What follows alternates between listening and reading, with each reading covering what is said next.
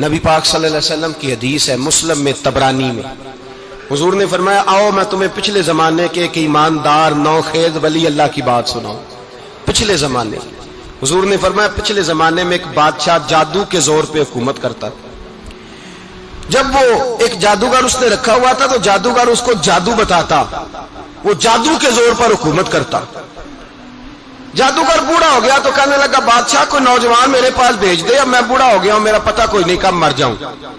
ایک نوجوان کی ڈیوٹی لگائی، بڑا زیرک سمجھدار، اپنے رعایا میں سے چن کے جو ذہین فطرت مزاج بچہ تھا وہ اس نے لگایا۔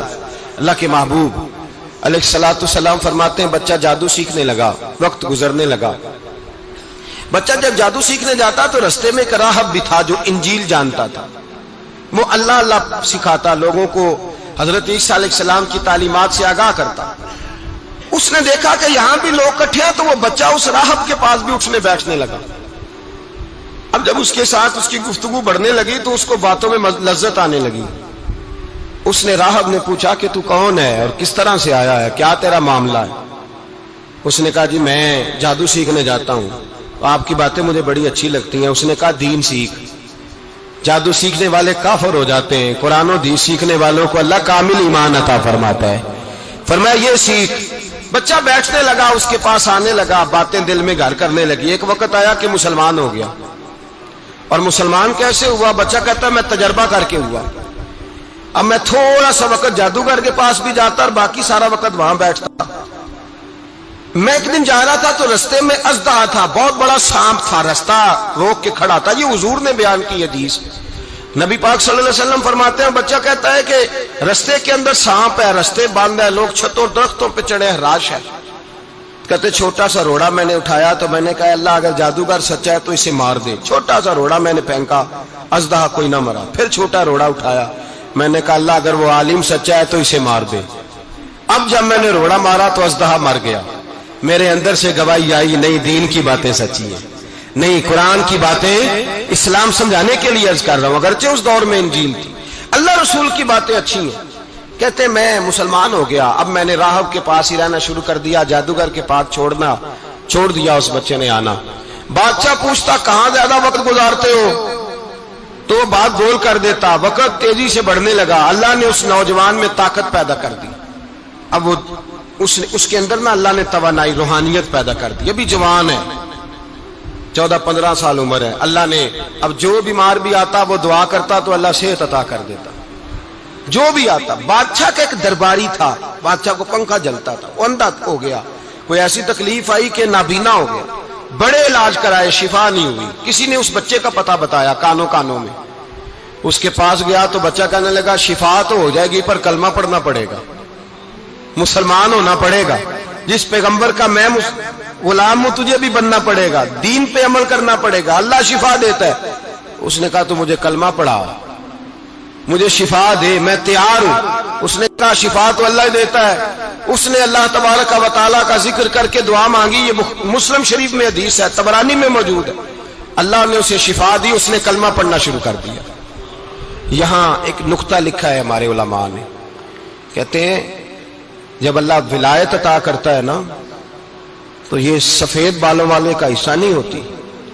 اگر جوانی میں کوئی آدمی توبہ کر کے تصوف کے رستے پہ چلتا ہے تو سب سے زیادہ ولایت اللہ اسے عطا فرماتا ہے، سب سے زیادہ ولایت اس کے پاس ہوتی ہے۔ ابھی اس کے بال کالے ہیں، چڑھتی جوانی ہے، دعا کی تو اللہ نے، اور حدیث پاک میں موجود ہے کوڑے آتے تو شفا یاب ہو جاتے، اندھے آتے تو شفا یاب، برس والے آتے تو اللہ سے دے، جوان ہے۔ بادشاہ کے پاس وہ واپس گیا، وہ جو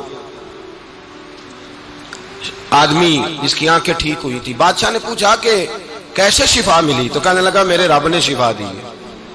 بادشاہ سجدے کراتا تھا، اپنے آپ کو منواتا تھا معاذ اللہ، کہنے لگا میرے علاوہ کون رب ہے؟ اس نے کہا وہی رب ہے جس نے تجھے پیدا کیا ہے، اور وہی رب ہے جس نے مجھے اندھے کو آنکھیں دی ہیں، وہی ہے میرا مالک۔ کہا اچھا تو مجھے نہیں مانتا؟ کہا نہیں میں اپنے رب کو مانتا ہوں۔ بادشاہ نے اسے سزا دی، ستایا، اس نے بچے کا پتہ بتایا، پھر بچے کو بلا کے ستایا تو اس راہب کا پتہ بتایا، راہب بھی قتل ہو گیا، نابینا بھی قتل ہو گیا۔ بادشاہ نے کہا سپاہیوں سے اس بچے کو لے جاؤ اور پہاڑ کی چوٹی پہ جا کے نیچے پھینکو تاکہ مر جائے.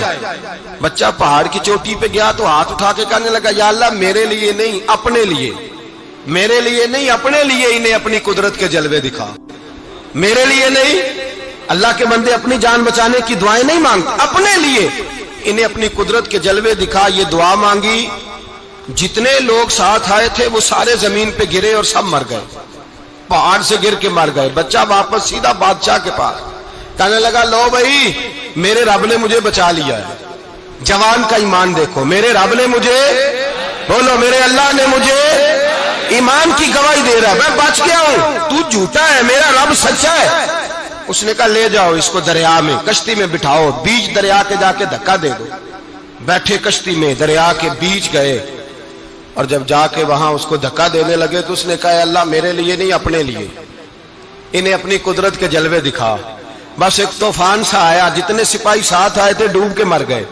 وہ بچہ اٹھا اور سیدھا پھر بادشاہ کے پاس، اسی کے پاس کہنے لگا لو بھائی میرے رب نے مجھے بچا لیا ہے، تیرے پاس آیا ہوں. وہ کہنے لگا تو کیا مصیبت میرے گلے پڑ گئی ہے، کیسے جان چھوٹے گی؟ تو بچہ کہنے لگا اگر تو مجھے باندھے درخت کے ساتھ اور سارے ملک کو بلائے، لوگوں کو اکٹھا کرے، پھر تو مجھے تیر مارنا، میں تجھے بتاؤں گا کیسے مارنا ہے، میں مر جاؤں گا. اللہ کا بندہ نوجوان ایمان دیکھو، مرنے کے طریقے بتا رہا ہے، میں تجھے بتاؤں گا میں کیسے مروں گا. یہ بات کہی، بادشاہ نے سارا مجمع جمع کیا، ملک سارا باہر آ گیا، درخت کے ساتھ باندھ دیا. کہنے لگا بھائی لوگوں یہ مجھے مارنا چاہتا تھا، مار نہیں سکا، اب میں اسے بتانے لگا ہوں کہ میں کیسے مروں گا. اسے کہو جب تیر مارے تو ساتھ میرے رب کا نام بھی لے، میں اپنے رب کے نام پہ جان دوں گا، ایمان کی پختگی میں اللہ کے نام پر جان دوں گا. اسے کہو رب کے نام پہ مارے، مر جاؤں گا. بادشاہ نے اللہ کہہ کے تیر مارا، پیشانی میں لگا، بچے کی روح پرواز کر گئی. جتنا مجمع کھڑا تھا سارا کلمہ پڑھ کے مسلمان ہو گئے، سارے مسلمان ہو گئے سارے.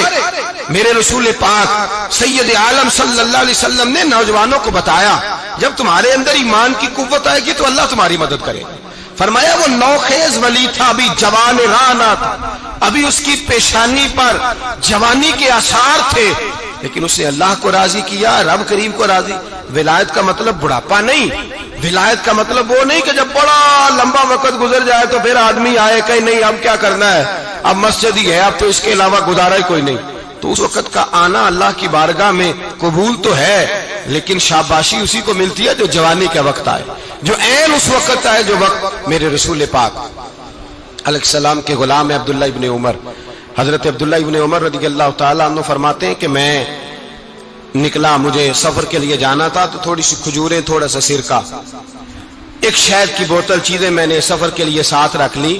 میں جب مدینے سے باہر صحرا میں نکلا نا تو رمضان نہیں تھا، غیر رمضان تھا. میں نے ایک نوجوان کو دیکھا بکریاں چرا رہا ہے، بکریاں چرا رہا ہے. اے جوان، آپ فرماتے ہیں اس کا چہرہ بڑا نورانیت والا، گرد پڑی ہوئی پر بڑا حسین. فرماتے ہیں میں نے اس کو کہا کہ آ جاؤ کھانا کھا لو، روزے بھی نہیں تھے. کہنے لگا نہیں میں نے روزہ رکھا ہوا ہے. فرماتے ہیں میں نے کہا پتہ کروں کہ نیرا نیک ہی ہے کہ پرہیزگار بھی ہے. نیک وہ ہوتا ہے جو نماز پڑھے روزہ رکھے، پرہیزگار وہ ہوتا ہے جو گناہ سے بچے، وہ پرہیزگار ہوتا ہے. کہا پتہ کروں پرہیزگار بھی ہے کہ نہیں. کہتے میں قریب گیا تو میں نے جا کے اس کو کہا بھائی تیری بکریاں بڑی پیاری ہیں، میرا دل کرتا ہے کہ بکری مجھے دے دو. کہتے وہ جوان، غربت بھی، پریشانی بھی، پر دامان توکل کی یہ خوبی ہے کہ اس پر پابند لگے ہوتے ہیں، دھبے نہیں ہوتے. غربت ہے. کہا جناب ایک بکری دے دو. آنے لگا جناب بکریاں میری نہیں، بکریوں کا مالک کوئی اور ہے. کہتے میں نے آزمانے کے لیے کہا کہ بکریوں کے مالک کو کہنا ایک بکری بھیڑیا لے گیا ہے، کہہ دینا بھیڑیا لے گیا ہے. تو کہتے اس نے میری طرف دیکھا، گرد سے اس کے بال اٹے ہوئے، آنکھوں میں روشنی، چہرے پہ اطمینان، لب و لہجے میں ایمان کی طاقت. نوجوان کہنے لگا حضور بکریوں کے مالک کو تو کہہ دوں گا بھیڑیا لے گیا ہے، جب عرش کا مالک پوچھے گا تو کیا جواب دوں گا، اللہ کو کیا جواب دوں گا. کہتے ہیں میں کانپنے لگا اس کی بات سن کے. واپس آیا، جو کام نکلا تھا وہ چھوڑا، واپس لوٹ آیا. میں نے پتا کیا کس کا غلام ہے، پتا چلا فلاں آدمی کا ہے. کہتے میں نے پہلے غلام خریدا، پھر پتا کیا تیرے پاس بکریاں کتنی ہیں، اس نے کہا 400. کہتے میں نے مالک سے ساری بکریاں خریدی، پھر غلام کو بلایا، پھر وہ بکریاں تحفے میں دی، تحفے میں۔ کہنے لگا حضور یہ سارا کچھ مجھے کیسے ملا؟ میں نے کہا تیرا ایمان بڑا پختہ تھا تو میرے رب نے تجھے انعام عطا فرمایا ہے۔